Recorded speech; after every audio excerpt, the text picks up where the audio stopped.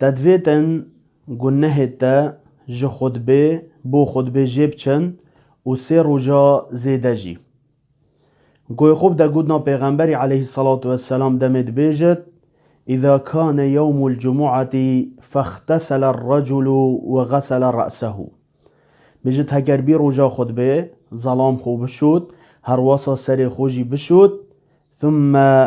تطيب من أطيب طيبه پشتی هنگه بهن خوشی الخوب کد جه خوشترین بهن خوشی چنکی نوگه گله کسی تینده بیجد ریحامن ها بهن خوشیام مارکه یا نبو فلان شوری بت الخوناکم بجا کاکیش بهن خوشی الدفته خوشت دویل خوب کی پشتی هنگه ولبس من صالح ثيابه پشتی هنگه جلک جوان و تازه کاکیش جوان الدف جلک دویب که برخوب و روژا خطبه ثم خرج الى الصلاة پشتی هنگه درکفت بو نویجه کیش نویجه نویجه خطبه هر واسا ولم يفرق بين اثنين بجد چه جداهی نه اختد ناب بین دوادا یعنی چود مزگفته و دویت رینشتن خوره وانا جک جدا نکد بچد نیوان دا اسعا جان بکد یان پیخواست سرملیوان را پاوید بچد اسعا جان بکد نخیر چود مزگفته و جهک هیدی رینت خوره اسعا جا کسی ناکد پشتی هنگه گوی خوب دتا ایمامی چون مزگفته و رینش خوره گوی خوب دتا ایمامی کاد امام چه نصیحتی کد وعظی کد دا کنه که فایده بخوجه بکد نه به جپانه اف امام هنه نخواشه و نبدل مت آغوت تمام نبدلتا نخواشت آغوت دوی چی خیرک مازن دب دسته و اید و خیره هنه اج دست خوانه که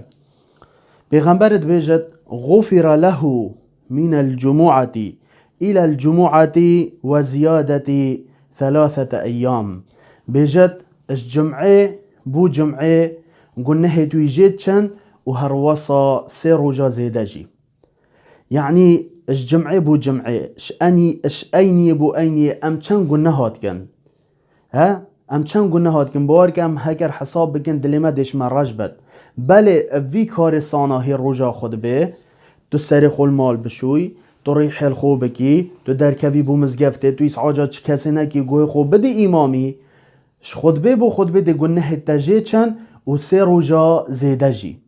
اوه نعمتک مازنه بلا وی خیره هنه امش دست خونه کن کچوا امد بینن افرو کم کدین ناف گنه ها دا بلا ام وان خیرت مازن اش دست خونه کن دا گنه که ام پاقش بنش گنه ها خطبه بو خطبه ده گنه تجه چند و 3 روزا زیده جی اف حدیثا هنه امام البانی یه حسن کری خودش راضی بد بجا هکر ما بوید گنهت مجیب چند بلا ام وی کاری اش دست خونه کی